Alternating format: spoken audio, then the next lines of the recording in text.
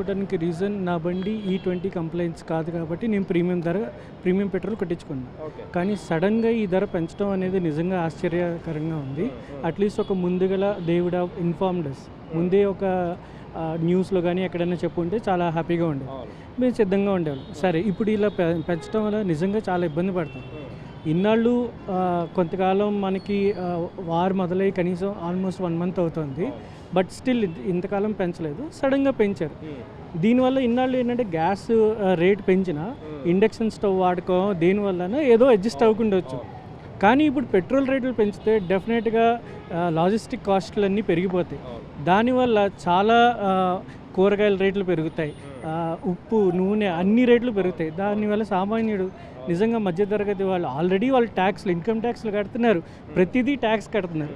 ఇప్పుడు ఈ రేట్లు పెంచడం అండ్ హైక్లు కూడా తక్కువ ఉంటాయి కాబట్టి డెఫినెట్గా వాళ్ళ జీవితం ఈ యుద్ధం ఏదైతే ఒక డొనాల్డ్ ట్రంప్ అనే వ్యక్తి స్టార్ట్ చేయడం వల్ల యావత్ ప్రపంచం అంతా చాలా బాధపడుతుంది. అంటే ఇప్పటికే ఇటు గ్యాస్ ధరలే కావచ్చు, లేదా గ్యాస్ ధరలు పక్క పెట్టినా కూడా పెట్రోల్ విషయంలో కూడా చాలా వరకు ధరలు అనేవి విపరీతంగా పెరిగిన రోజులు ఉన్నాయి.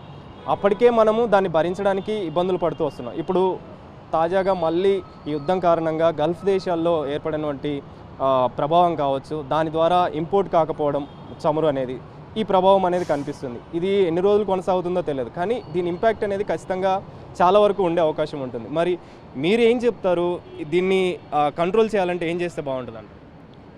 ఇది కంట్రోల్ చేయాలంటే ఫస్ట్ యుద్ధం ఆగాలి. యుద్ధం ఆగిన వెంటనే కూడా మనకి వెంటనే ఎఫెక్ట్ కనపడదు. నాకు తెలిసి ఇది కంట్రోల్ అయినా సరే ఎవరైతే ధరలు పెంచారో ధరలు తగ్గించడానికి వాళ్ళకి మినిమం 6 నెలలు పడుతుంది. ఎందుకంటే ఈ నెల రోజులు వాళ్ళు ఏదైతే లోటుని అబ్జర్వ్ చేశారో, గవర్నమెంట్ ఏదైతే లోటు తీసుకుని మనకి తక్కువ పెట్రోల్ రేట్ని మెయింటైన్ చేసుకుంటూ వెళ్ళిందో ఆ లోటునంతా వాళ్ళు మెయింటైన్ చేయాలంటే మినిమం ఒక 5-6 నెలలు టైం పడుతుంది.